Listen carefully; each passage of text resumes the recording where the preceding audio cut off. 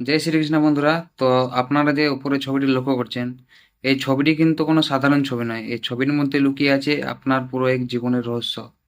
এই ছবিটিকে যদি বুঝে যান, তাহলে আপনি সম্পূর্ণ গীতাকে বুঝে যাবেন। কি রকম?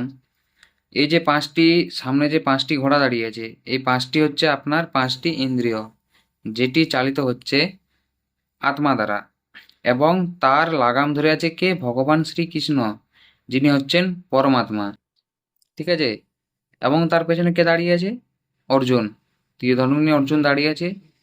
এবং অর্জুনকে শ্রীকৃষ্ণ যা নির্দেশ দিচ্ছে, অর্জুন তাই করছে এবং সেই যুদ্ধ ক্ষেত্রটিকে পরিচালিত করছে। ঠিক তেমনি, যদি আমরা এই শ্রীকৃষ্ণের মুখ নিঃসৃত বাণী মানে হচ্ছে শ্রীমদ্ ভগবদ গীতা, সে তার নির্দেশ অনুযায়ী, মানে গীতার অনুযায়ী যদি আমরা আমাদের জীবনটাকে গুছাই বা চলি, সেই গীতার অনুযায়ী সেই পথে যদি চলি, তাহলে আমাদের জীবনটাও ঠিক অর্জুনের মতো হয়ে যাবে। মানে যত বড়ই যুদ্ধক্ষেত্র আর আসুক না কেন, আমরা ঠিক জয়ী হব। এই অর্জুন হচ্ছে জীবাত্মা। ঠিক আছে? এবং সেই জীবাত্মা শ্রীকৃষ্ণের কথা অনুযায়ী চলছে। ঠিক তেমনি যদি আমরাও চলি, আমাদেরও জীবনটা কিন্তু অর্জুনের মতো হয়ে যাবে এবং সেই মহাভারতের মতো যুদ্ধ আমরাও জয়ী করব।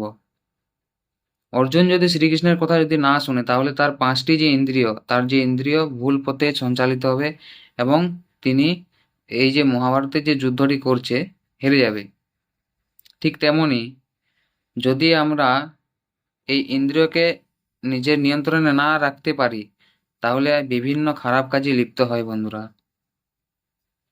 এবং এই যে রথের চূড়ায় যে ধ্বজাটি আছে, হনুমানজির যে ধ্বজাটি আছে, পতাকাটি আছে, তার মধ্যেও কিছু শিক্ষা পাওয়া যায়। যেমন হনুমানজির, প্রথমত হচ্ছে হনুমানজি হচ্ছে বলশালী। ঠিক আছে? তো হনুমান সেই শক্তি আপনার মধ্যেও আছে, শুধু খুঁজে বের করার দরকার। আর হচ্ছে যে হনুমানজির মধ্যে যে ভক্তি, ঠিক আছে, যেটি শ্রীরামের প্রতি তার ছিল, এবং সাহসিকতা, যত বড়ই বাধা বিপত্তি আসুক না কেন, হনুমানজি সর্বপ্রথম আগে দাঁড়িয়ে। এবং তার মধ্যে আত্মনিয়ন্ত্রণ, যেটা তিনি ব্রহ্মচর্য যারা মানে অর্জিত করেছে। হ্যাঁ। তো আপনি ভাবুন, যদি আপনি অর্জুনের জায়গায় নিজেকে বসান এবং আপনি যদি শ্রীকৃষ্ণের মুখ নিঃসৃত বাণী গীতা অনুযায়ী চলেন, মানে শ্রীকৃষ্ণের কথা অনুযায়ী চলেন, তাহলে আপনি এই মহাভারতের মতো যুদ্ধ জয়ী হয়ে যাবে। তো বন্ধুরা, এটাই আমার বলার ছিল। শ্রীকৃষ্ণের এই যে ছবিটি, এটির থেকে কত, মানে আমাদের জীবনের কতটা মিল আছে, মহাভারতের সাথে কতটা মিল আছে আমাদের জীবনের। তো ঠিক আছে বন্ধুরা, রাধে রাধে।